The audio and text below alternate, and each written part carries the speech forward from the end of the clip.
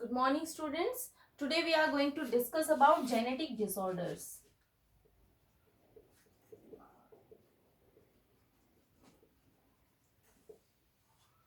We are going to talk about human disorders which are genetic in nature, means they are inheritable.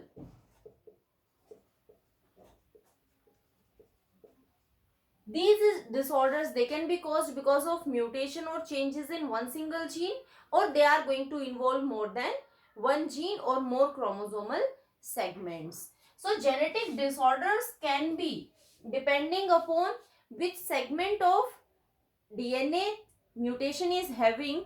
It can be Mendelian disorders. Why we are saying it as Mendelian disorders? Because Mendel was talking about one gene, means one factor. So the disorders in which one single gene is involved, all such type of disorders are known as Mendelian disorders. So one single gene is affected. The second one are chromosomal disorders.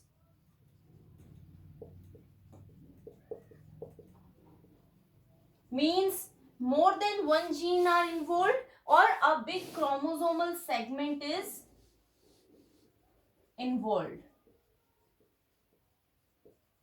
So in our today's class, we are going to discuss about Mendelian disorders only. Means all the examples which we are going to take, in those examples, only one single gene is affected. So let's go with the examples. The first genetic disorder which we are going to discuss is hemophilia.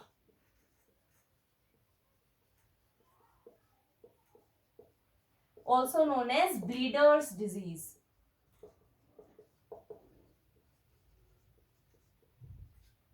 See, we know about blood clotting. Whenever we are having a injury, whenever we are having a small injury, suppose our finger has been pricked by a needle or it can be a blade. Then after few minutes, the blood clots and the removal, or you can say the leakage of blood is inhibited.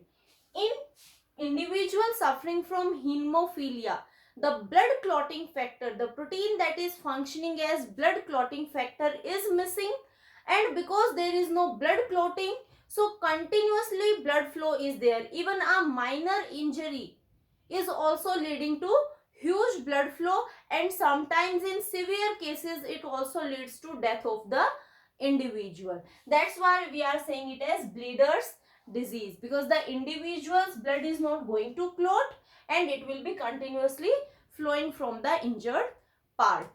This hemophilia is a sex-linked recessive disorder.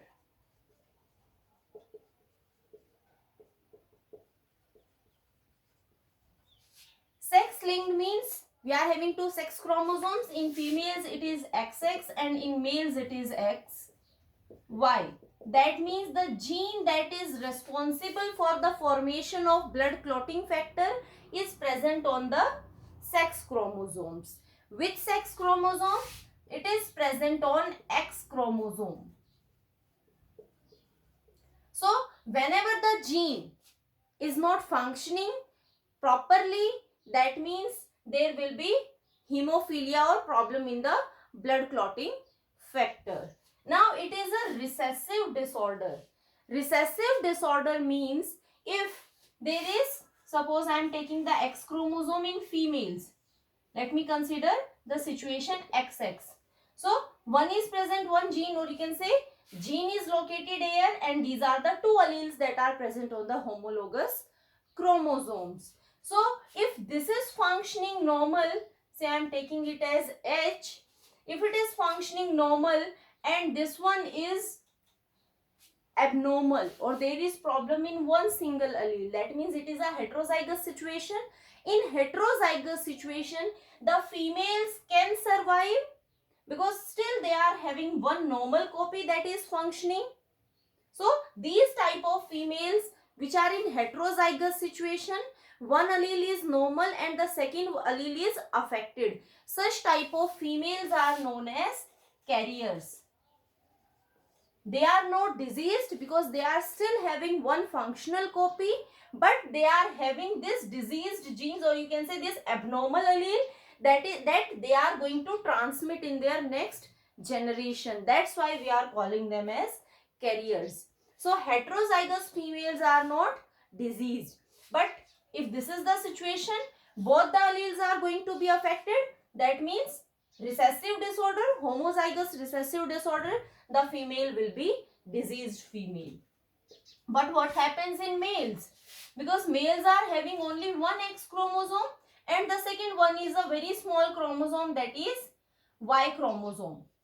And we know Y chromosome is not having much genes.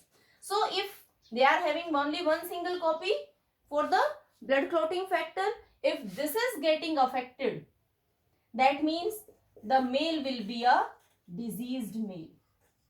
So whenever we are going to talk about sex-linked recessive disorders, the males are having more chances of expressing such type of disorders as compared to females. Simple reason behind this is because males are having only one X chromosome, no another homologous chromosome is present, means no another X chromosome is present. So they are only having one gene. If it is affected, they are going to manifest the disease. But in females, two chromosomes are present, two homologous chromosomes containing two genes. If one is getting affected, one is still behaving as a normal gene. So they are acting as a carrier, but they are not manifesting the disease. We can see with the help of examples also, with the help of crosses, how this is happening. So this is about the hemophilia. Let's see the inheritance pattern that is shown by hemophilia.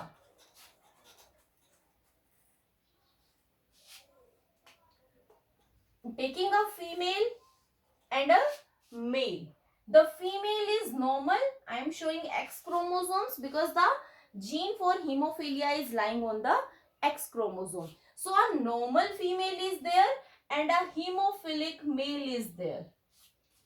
If mating takes place between these two individuals, what type of progeny they are going to form? These are the parents. The gametes formed by these parents will be, and why? These are the gametes, and what type of F1 generation they are going to form?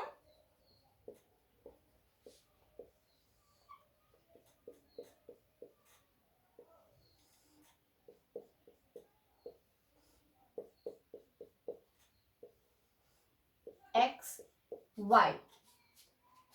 This is a girl child, but one of the gene is affected. That means it is acting as a carrier. Here a normal boy is there, boy child. Here also a girl child is there, that is acting as a carrier. And a normal boy is there. Remember this thing because we are going to use this thing to understand one simple topic. So the male is going to inherit the affected gene, the X chromosome, to the daughters. The X chromosome is not coming to the son. So simply remember, X chromosome in son always comes from mother and X chromosome in daughters always comes from father. So this defected X chromosome is coming from father into the daughters. That's why these daughters are now carriers. So all the daughters of these parents will be carriers. They are not manifesting the disease, but they are having the defected gene which can be transmitted. When this, we are taking one daughter, when this is going to marry a normal man without hemophilia, what will be the situation? I am removing all these. So if this carrier is female, carrier is going to marry a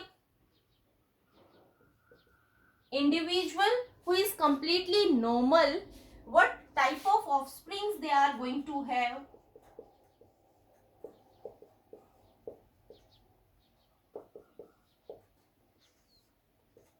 This is a girl child and a normal girl child. Boy, normal.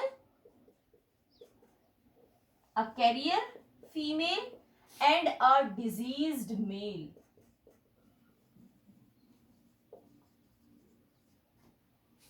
That means if a female is carrier, she is going to transmit this affected gene to her son and the son will be diseased. This inheritance pattern is showing a zigzag pattern, or we can say a crisscross inheritance. What does this crisscross inheritance means? It means father is going to inherit the affected gene to daughter. In the first generation, we saw that from father the affected gene is transmitted to the daughter and the daughter becomes carrier for hemophilia, and daughter is going to pass on this affected gene to her son, or you can say grandson for this individual, and this will be a diseased individual. So that is showing a crisscross inheritance pattern. If two heterozygous individuals, one male and one female, they are going to marry with each other, what will be the chance of getting next generation to be hemophilic? We can see the situation. A male is there, female is there, this male is affected and this female is also a carrier. If they are going to marry with each other, how many offsprings are going to be affected? A carrier female, a diseased female, and a diseased male. That means 50% of their offsprings will be diseased. So, with pedigree analysis, simply the genetic counselors can help these individuals to not get married with any of the carrier or heterozygotes. This is how pedigree analysis help, so that their next generation would not be suffering from hemophilia.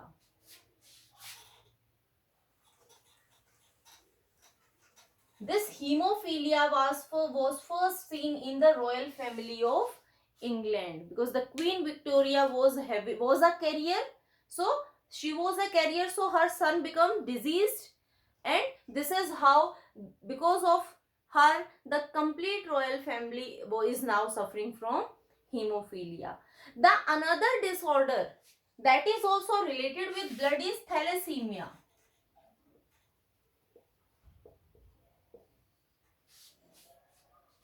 Thalassemia is a autosomal recessive disorder.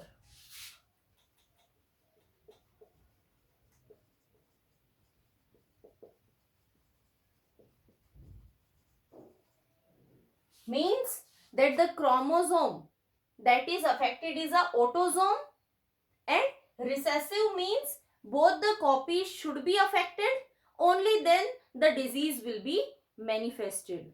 Now, thalassemia, what do we understand by thalassemia? In thalassemia, there is less formation of hemoglobin. And when there is less formation of hemoglobin, the condition that arises is anemia. If less hemoglobin is going to form, anemia will be the situation that is arising. And why there is less formation of hemoglobin? This hemoglobin is made up of heme and globin is made up of two chains, alpha and beta chains. And different genes are responsible for the coding of alpha and beta chains. Sometimes in some of the individuals, the alpha chain is not properly forming, and in some individuals, the beta chain is affected. Both the situations can be there. So, the thalassemia, it can be of two types. It can be alpha thalassemia which simply means that here the genes that are responsible for the coding of alpha chains are not properly functioning. So alpha chain is not going to properly form, and if alpha chain is not going to form, globin is not going to form properly, and finally it is affecting the formation of hemoglobin. This alpha chain, there are two genes that are responsible for the formation of alpha chains, that is HbA1 and HbA2, and these two genes are lying on chromosome number 16. Two genes means 4 alleles are there. Now depending upon how many alleles are affected, that is directly affecting the synthesis of alpha chain. More the quantity of alleles will be affected, less will be the synthesis of alpha chain. The second can be beta thalassemia, which means the beta chain is not forming properly, and this beta chain is formed by the gene HBB that is present on chromosome number 11. So here two alleles are present. If one allele is not forming properly, not functioning properly, some half of the beta chains are not going to form, and if both are not going to function, no beta chains will be formed, and because of no formation of beta chains, globin is not going to form. So it is depending upon the quantity of alleles that are affecting. Now again, because of it is a recessive disorder, that means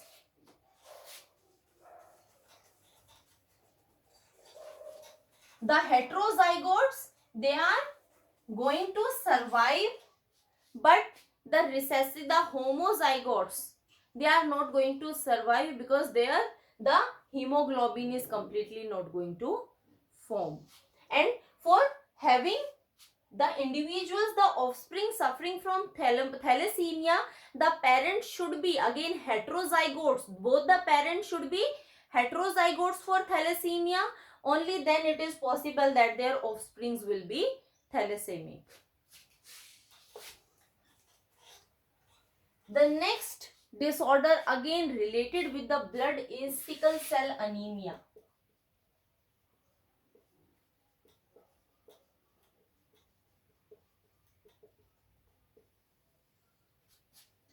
There is difference between thalassemia and sickle cell anemia. In thalassemia, we are saying that quantity of hemoglobin that is produced is very less. Here, quality of hemoglobin that is produced is deformed. The requirement, the normal hemoglobin is not produced, the deformed hemoglobin is produced. And this is also a disorder that is affecting the hemoglobin level. So it is again a recessive disorder.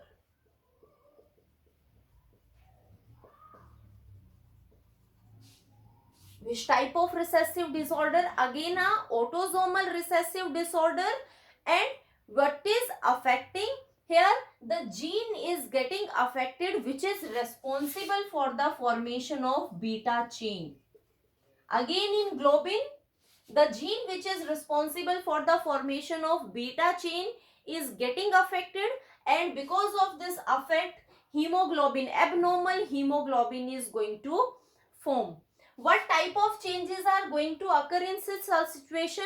Only one single nitrogenous base is going to change.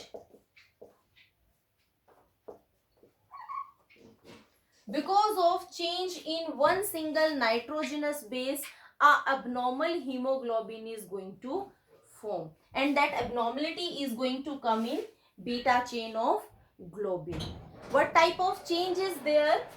On the 6th position, on the 6th amino acid position, the codon gets changed. If I talk about the normal sequence and the abnormal sequence, this is the normal codon that is present over here.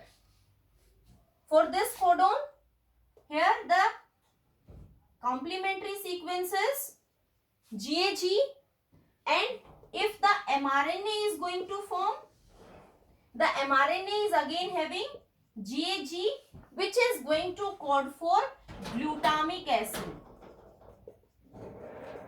And in the amino acid chain, this glutamic acid is going to, here a fifth amino acid is present, 4, 3, like this. So it is coming at the 6th position. Now because of change in only one single base pair, that means this T is going to change. Here this T is replaced by A. And because of this single change, now the complementary sequence over here is GTC, and the mRNA that is going to form is GUC, because we know in RNA instead of thymine uracil is, sorry, this is G. Instead of thymine uracil is present. Now this is going to code for valine.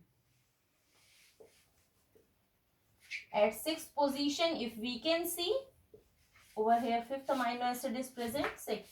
So if we see the normal sequence of beta globin, at 6th position glutamic acid is present, and if we see the abnormal situation, because of change in one single nitrogenous base, this amino acid has now replaced by valine.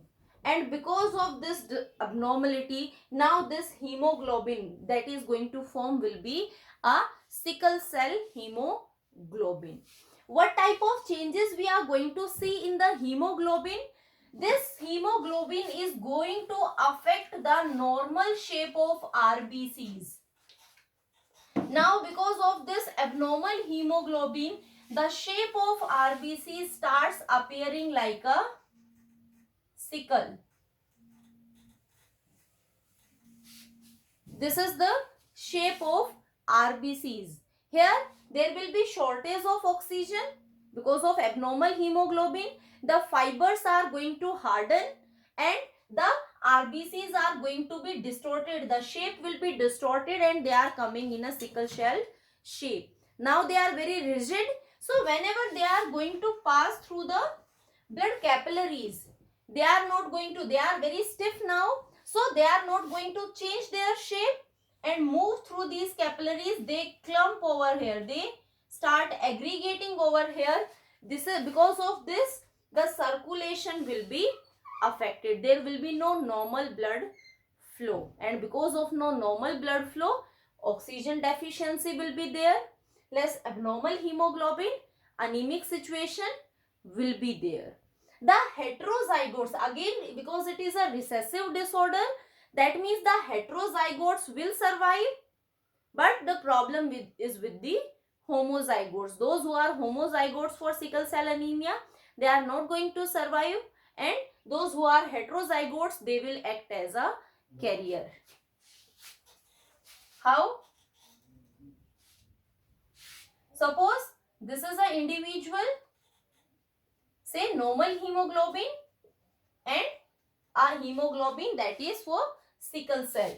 That means an individual with heterozygous situation. Now if this individual is going to marry another individual, a female that is also heterozygote for sickle cell anemia, the chances are over here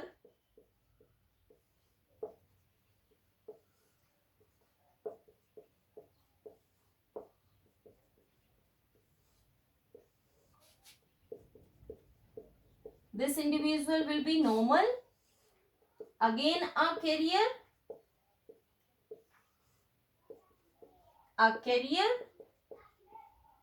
and a affected individual. So this is a homozygous situation for sickle cell anemia. This individual is going to suffer from sickle cell anemia. These are going to act as carriers, and this will be a normal individual.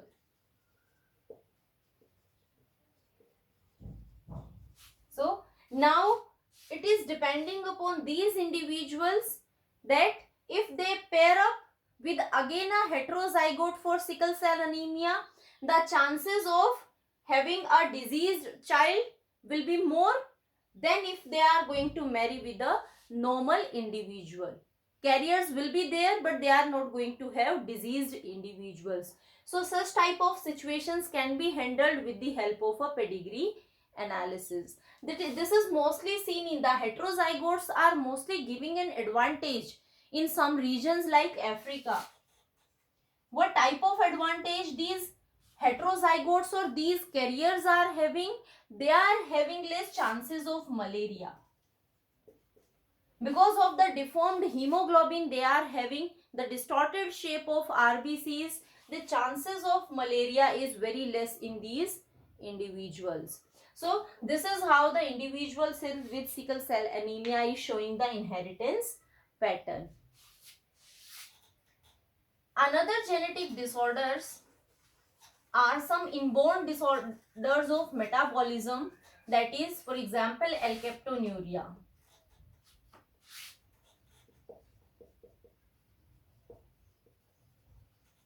This is inborn disorder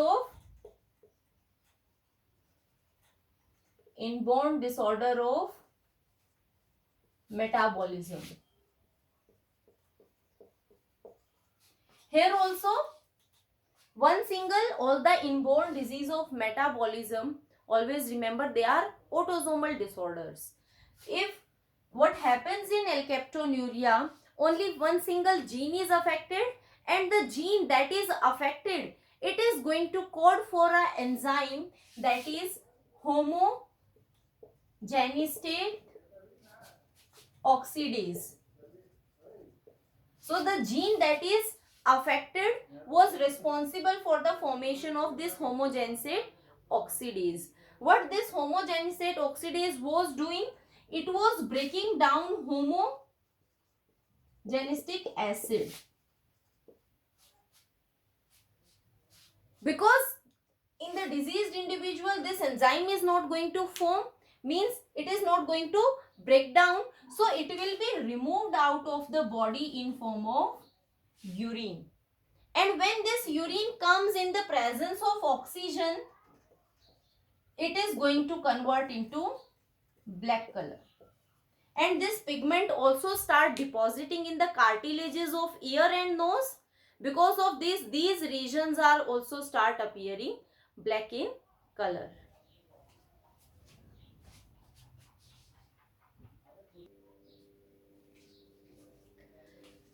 The second condition that is similar is that is a autosomal recessive disorder. This is a autosomal recessive disorder. That means if both the copies are affected, only then the condition is manifested. That is again is phenylketonuria. Just like alkaptonuria, this phenylketonuria is also a autosomal recessive disorder, another inborn disorder of metabolism, and here also one single gene is affected, and that gene is coding for a enzyme that is phenylalanine hydroxylase. What this phenylalanine hydroxylase is doing, it is responsible for the breakdown of phenylalanine into tyrosine. And when there is no synthesis of phenylalanine hydroxylase because of the mutation in the gene, this phenylalanine starts accumulating and it is going to affect the brain cells. So the children that are going to suffer, the infant that are going to suffer from this condition, they are going to suffer from mental disorders. They will be mentally retarded. They are born normal, but because after 6 months, but because of the continuous accumulation of phenylalanine up to at the age of 6 months, they will be completely mentally disturbed. So these conditions are going to express themselves in completely homozygous situations. Another one is albinism.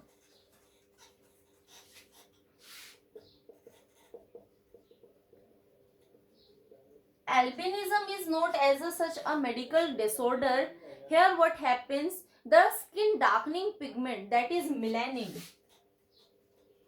is not going to be synthesized. Means the gene that is responsible for the coding of the enzyme that is responsible for the formation of melanin aniline is not going to form. So here tyrosinase, the gene that is coding for tyrosinase is not functioning properly, and because of the absence of tyrosinase, this melanin is not going to form. So there will be no skin color in the individual that appears like a albino, white. That's why we are saying albinism. These individuals, their eyes are more sensitive to light, and when they are going to come into bright light, there is more chances of damage to eyes. Otherwise, no such medical conditions are seen. This is also an autosomal recessive disorder. That means in homozygous recessive disorder, the condition is going to appear. Next is color blindness. We all have heard about color blindness.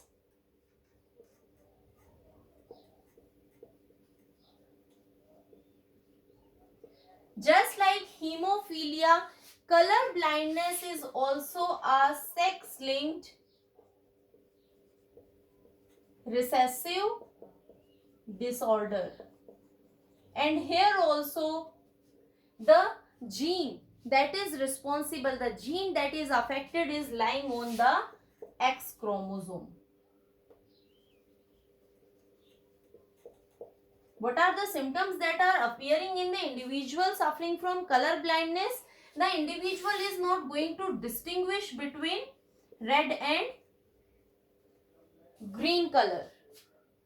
Again, the chances of males for the manifestation of this condition is more, because there only one single X chromosome is present, means one gene is there. If that gene is affected, the individual is going to suffer from color blindness. But in females, two X chromosomes are present. So if one is affected, one is still functioning normal. So the female is going to act as a carrier, and she is going to inherit that disease condition in the next generation. We can take an example. We can see the condition. If I am taking again just like hemophilia, I am taking a female, a normal female, and a male that is suffering from color blindness. If we are going to see their offsprings, they are also going to show that crisscross inheritance pattern. A carrier daughter is there, a normal male, again a carrier daughter, and a normal male. These individuals are going to have carrier daughters, and if these carrier daughters are going to marry again a affected man, they are going to have their progeny affected or suffering from color blindness. So all the related sex linked recessive disorders are going to show the crisscross inheritance pattern. Just like that, another one is night blindness.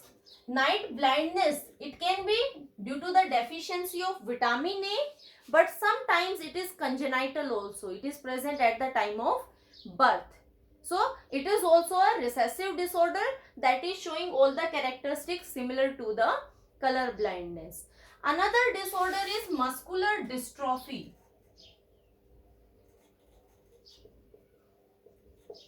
In muscular dystrophy,